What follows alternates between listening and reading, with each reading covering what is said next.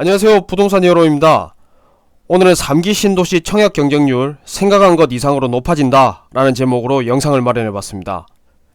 수도권을 중심으로 관심도가 높은 3기 신도시는 애초부터 청약 경쟁률이 상당히 높을 것이라는 예상이 많았는데요. 바뀌는 정책 때문에 3기 신도시의 청약 경쟁률이 생각한 것 이상으로 높아질 가능성이 있어서 오늘 영상을 준비해봤습니다. 그 이유에 대해서는 세밀하게 분석해 드릴 테니까 영상 끝까지 보시고 실질적인 도움 될 수 있기를 바랍니다. 영상 내용이 실질적인 도움 되신다면 아낌없는 구독, 좋아요 부탁드리겠습니다. 최근에 정부에서 3기 신도시의 임대주택을 더 늘리면서 전체적인 사업 속도를 높이겠다고 발표를 했는데요. 현재 수도권을 중심으로 나타난 심각한 전세난 해소를 위한 하나의 방법으로 정부가 3기 신도시의 임대주택 물량을 기존 계획보다 더 늘려서 공급하겠다는 의지로 보입니다. 그런데 3기 신도시의 임대주택을 늘리는 것과 전체 청약 경쟁률과 무슨 상관이 있길래 경쟁률이 높아진다는 것일까요? 이 물음에 대한 원활한 이해를 돕기 위해서 그동안 신도시나 신규 택지개발지구에서 민간주택 건설용 택지를 각 건설사에 공급할 때 어떤 방식으로 공급되었고 앞으로 어떻게 바뀌는지 설명이 필요할 것 같습니다. 지금까지 민간 건설사에 공급하던 민간주택 건설용 택지는 건설사의 특별한 능력이나 조건을 충족하는 것에 기준을 두는 것이 아니라 단순히 추첨을 통해서 대상자를 선정했었습니다. 제도가 이렇다 보니까 낙찰 확률을 높이기 위해서 각 건설사는 본사뿐만 아니라 계열사까지 총동원해서 일명 벌떼 입찰이 가능했던 것이죠.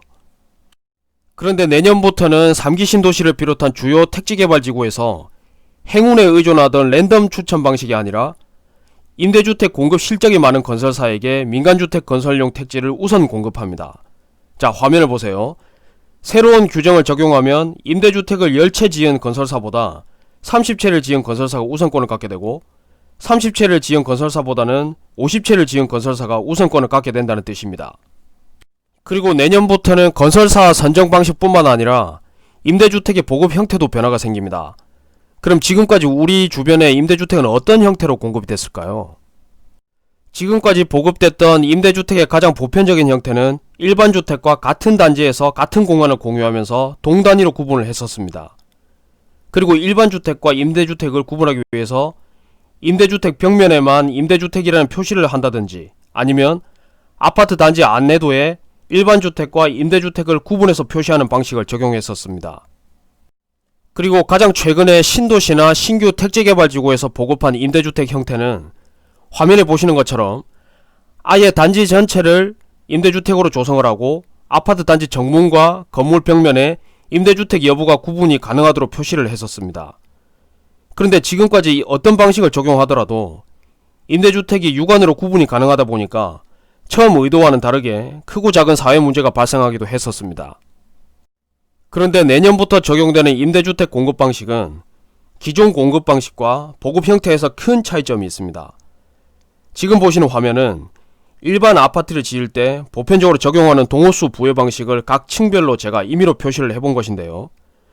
당장 내년부터 적용하는 신규 임대주택 보급 형태는 일반 주택과 임대주택이 육안으로 구별되지 않는 것이 핵심입니다.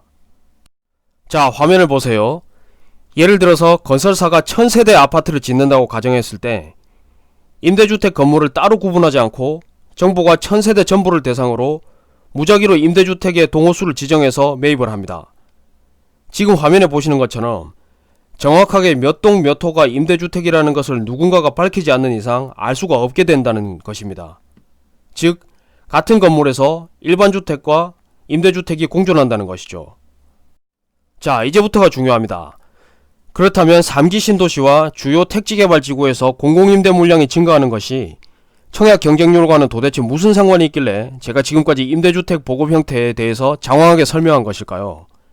지금부터 제가 이 둘은 어떤 상관관계가 있는지 하나씩 짚어드리도록 하겠습니다. 첫 번째 의문점은 과연 임대주택 공급을 늘린다고 해서 주택 매수 수요를 상쇄시킬 수 있느냐입니다. 임대주택이 서민의 주거 환경을 안정시킬 수 있다면 3기 신도시 청약에 참여하는 수요를 줄일 수도 있을 것 같은데 여러분 생각은 어떠신가요? 제가 그림으로 이해를 도와보겠습니다. 시장에는 집이 필요한 많은 대기 수요가 있겠죠. 분명 그 중에는 현재 자신의 상황을 고려해서 당장 집을 사기보다는 일단 부담이 적은 임대주택으로 들어가서 계획을 세우는 수요가 분명히 있을 겁니다. 대기 수요자 100명 중에서 1명만 임대주택으로 들어가도 어쨌든 산술적으로는 전체 경쟁률이 1%가 줄어든다는 것이죠. 그런데 여기서 중요한 것, 이렇게 임대주택으로 들어간 사람은 어떤 마음가짐을 갖고 있을까요? 아, 이제 오랫동안 집 걱정 없이 편하게 살 수 있겠다 라고 생각할까요?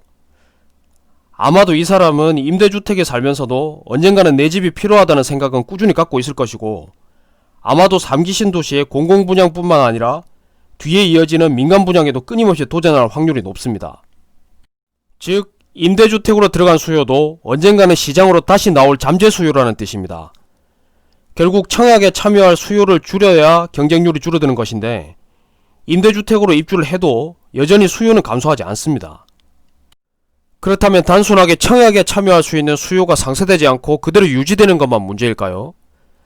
3기 신도시와 신규 택지개발지구의 보급수를 늘리는 임대주택은 어디서 어떻게 할당되는지를 알면 구체적인 답이 나옵니다. 화면에 보이는 그림처럼 땅 모양도 중구난방이던 개발 예정지에 택지 조성을 먼저 합니다. 그리고 그 후에는 3기 신도시 아파트 공급에 참여하는 건설사들이 택지를 분양받아서 건설에 참여할 것이고, 당연히 3기 신도시에서 아파트 건설에 참여할 건설사는 불가피하게 기존 계획한 것보다 임대주택 공급수를 더 늘렸을 겁니다. 어떻게 해서든 건설에 참여해야 되니까요. 즉, 기존 정책대로 임대주택을 배정했다면 지금 화면에 보시는 것처럼 공급할 아파트 전체 세대수에서 빨간색으로 표시한 세대 정도만 임대주택으로 공급하고 나머지는 일반 분양으로 돌리면 됐었습니다. 그런데 3기 신도시 택지를 공급받기 위해서 임대주택 수를 늘리다 보니까 기존 계획보다 임대주택으로 공급해야 될 세대수가 대폭 늘어난 겁니다.